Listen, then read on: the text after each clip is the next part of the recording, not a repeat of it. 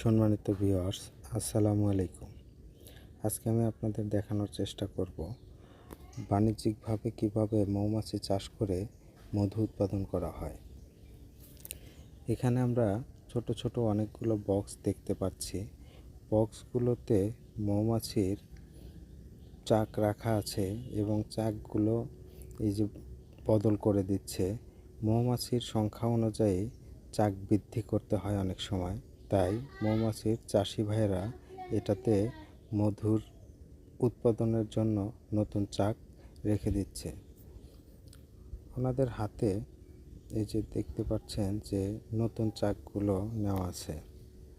এই নতুন চাকগুলো এই বক্সগুলোতে স্থাপন করা হবে। যেগুলোতে মৌমাছির পরিমাণ বেশি সেগুলোতে তারা নতুন চাক বৃদ্ধি করে দিচ্ছে। আশেপাশের বিভিন্ন ফুল, বিভিন্ন শস্য থেকে মৌমাছি মধু সংরক্ষণ করে এবং এই বক্সগুলোতে নিয়ে এসে রাখে এবং সেখান থেকে চাষি ভাইরা এই মধুগুলো বাজারজাত করে এবং তারা লাভবান হয়। এখানে মৌমাছিগুলো দেখছেন যে কিভাবে তাদের বাসাতে মধু সংরক্ষণ করছে।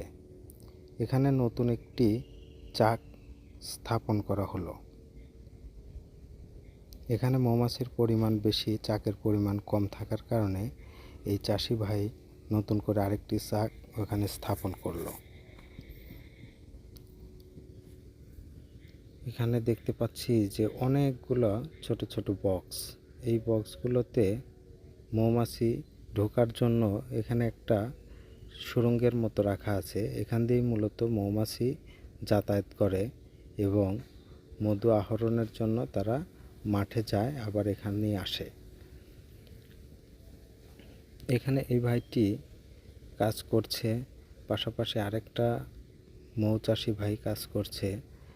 এখানে মূলত যতগুলো বক্স রয়েছে সবগুলোতেই মৌমাছি